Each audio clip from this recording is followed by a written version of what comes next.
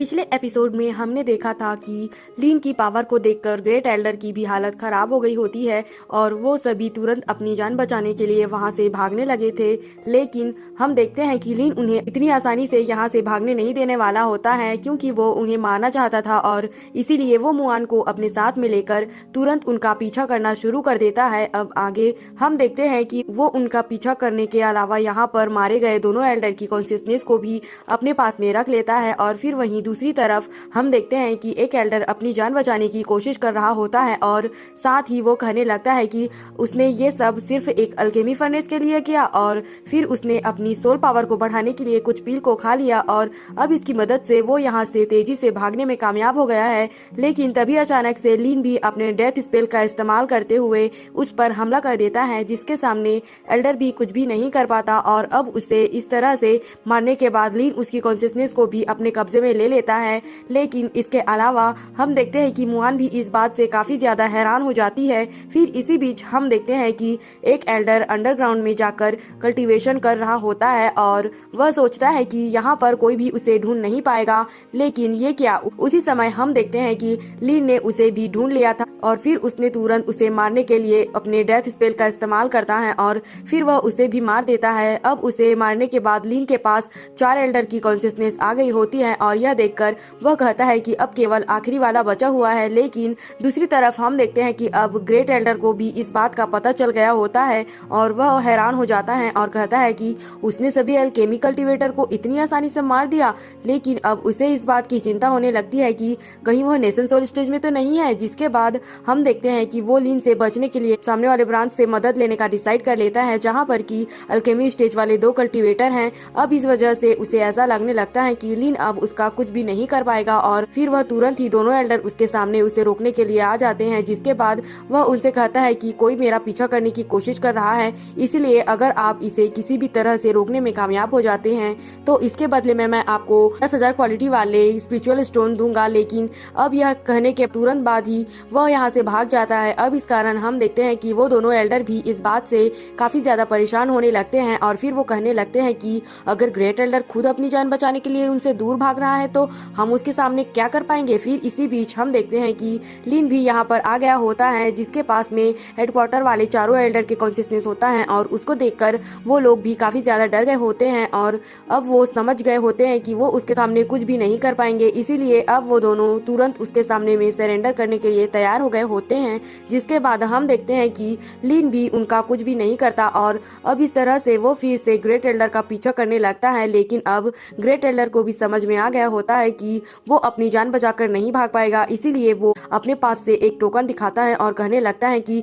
क्या तुम्हें इस बारे में पता है, क्योंकि अगर तुमने मुझे मार दिया तो तुम सभी के लिए वांटेड बन जाओगे। लेकिन इसके बाद भी हम देखते हैं कि लीन को इसकी कोई भी चिंता नहीं होती और फिर वो तुरंत अपने डेथ स्पेल का इस्तेमाल करके उसे मार देता है। लेकिन तभी उस टोकन को देखकर मुआन पूरी तरह से चौंक जाती है और फिर वो कहने लगती है कि ये तो 10,000 डीमंस के लिए 100 डे किलिंग ऑर्डर है। फिर वो उससे कहती है कि ये डेमन कल्टीवेटर्स में सबसे खतरनाक लाइफ सेविंग मैजिक वेपन है जो एंशिएंट टाइम से चला आ रहा है और अब ये सिर्फ 10 ही पीस बचे हुए हैं। इसके साथ ही हमें पता चलता है कि इस ऑर्डर को खोलने की रिक्वायरमेंट बहुत ही सख्त है, क्योंकि इसके लिए इलेक्से फॉर्मेशन स्टेज से ऊपर के कल्टीवेटर को बलि देनी होगी। इसके साथ ही हमें पता चलता है कि जो भी वांटेड मैन को मारने में कामयाब हो जाएगा वो बहुत ही आसानी से अपना पूरा कल्टीवेटर को हासिल कर लेगा। लेकिन अगर वो किसी तरह से उसी जगह पर 100 डे तक जिंदा रहने में कामयाब हो जाता है तो इस तरह से वो ओपनर के कल्टीवेशन लेवल को हासिल कर लेगा। लेकिन फिर हम देखते हैं कि मुआन ये सोचकर बहुत ज्यादा परेशान हो जाती है, क्योंकि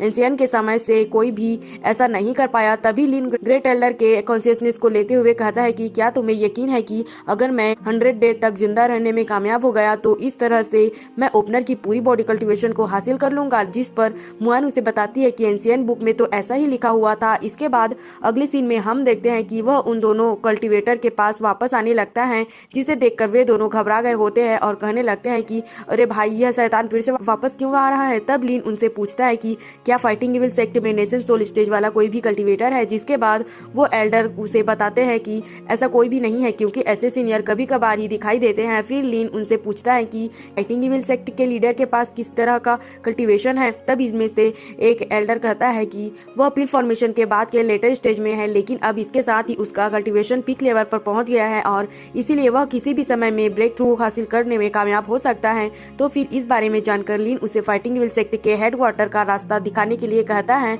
जिसके बाद हम देखते हैं कि वह भी तुरंत इसके लिए राजी हो गया होता है और फिर वह उन्हें रास्ता दिखाते हुए यहाँ से ले जाने लगता है। लेकिन फिर इसी बीच हम देखते हैं कि कई कल्टीवेटर की नजर लीन पर पड़ने लगती है और फिर उन्होंने उसके पास मौजूद 5 कॉन्शियसनेस की तरफ देखते हुए कहता है कि शायद वे पांचों इस वांटेड मैन को मारने के लिए गए हुए थे और वे खुद ही मारे गए। तो इस पर दूसरा कहता है कि उसने उनकी कॉन्शियसनेस को अपने साथ में बांध लिया है, जिसका सीधा सा मतलब है कि इस तरह से वह हमें वार्न करना चाहता है और इसलिए हमें इसके लिए बिल्कुल भी लापरवाही नहीं करनी चाहिए। तभी कुछ और कल्टीवेटर भी इसे देखकर कहने लगते हैं कि यह तो 100 डे किलिंग ऑर्डर है, इसीलिए अगर हमने इसे मार दिया तो इस तरह से हम तो पिल फॉर्मेशन स्टेज वाली कल्टीवेशन को बहुत ही आसानी से हासिल कर लेंगे। जिसके बाद हम देखते हैं कि वे सभी इसके बारे में सुनकर पूरी तरह से तैयार हो गए थे और अब इस तरह से वे दूसरे लोगों को भी इसके बारे में बताने के लिए मैसेज को फैला देते हैं। वहीं लीन कहने लगता है कि तांगली को मारने की वजह से इतनी सारी परेशानियां हुई, जिसकी वजह से ऐसा लगता है कि दूसरा पार्टी भी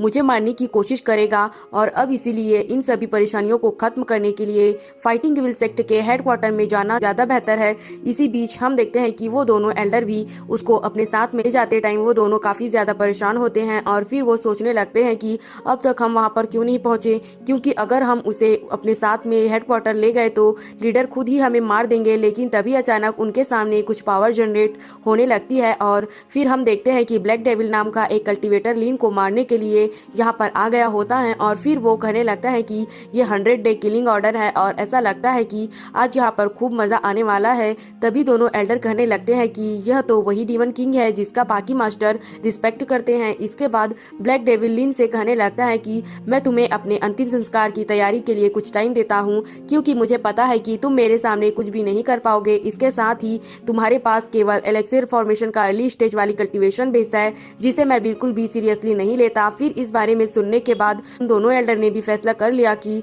अगर वह उस पर हमला करने के लिए तैयार है तो वे दोनों भी उसके साथ में शामिल हो जाएंगे और उसके खिलाफ लड़ेंगे। तभी इसी बीच हम देखते हैं कि लीन उसे भी मारने के लिए तैयार हो जाता है, जिसके बारे में सुनकर ब्लैक डेविल भी कहने लगता है कि अगर तुम मेरी बात नहीं मानना चाहते हो तो कोई बात नहीं है और अब ऐसा लगता है कि मुझे तुम्हें अपनी पावर दिखानी ही होगी। अब इतना कहने के बाद हम देखते हैं कि वह उस पर हमला करने के लिए भी अपनी सीजर टेक्निक को इस्तेमाल करने लगता है और वह उसे मारने के लिए तैयार हो जाता है। लेकिन यह देखकर लीन ने भी अपनी डेथ स्पेल का इस्तेमाल करके उस पर हमला कर दिया होता है। फिर ये देखकर ब्लैक डेविल भी अपने एक टोकन को इस्तेमाल करके उसकी पावर को रोकने की कोशिश करने लगता है, लेकिन इसके बाद भी वो उसकी पावर के आगे ज्यादा कुछ भी नहीं कर पाता और हम देखते हैं कि उसके टोकन के वहीं पर 2 टुकड़े हो जाते हैं और जिसे देखकर ब्लैक डेविल कहने लगता है कि मेरा magic weapon nation soul cultivator के पूरे हमले को भी बड़ी आसानी से रोक सकता है, लेकिन ये क्या डेथ स्पेल की पावर के आगे तो ये कुछ भी नहीं कर पाया।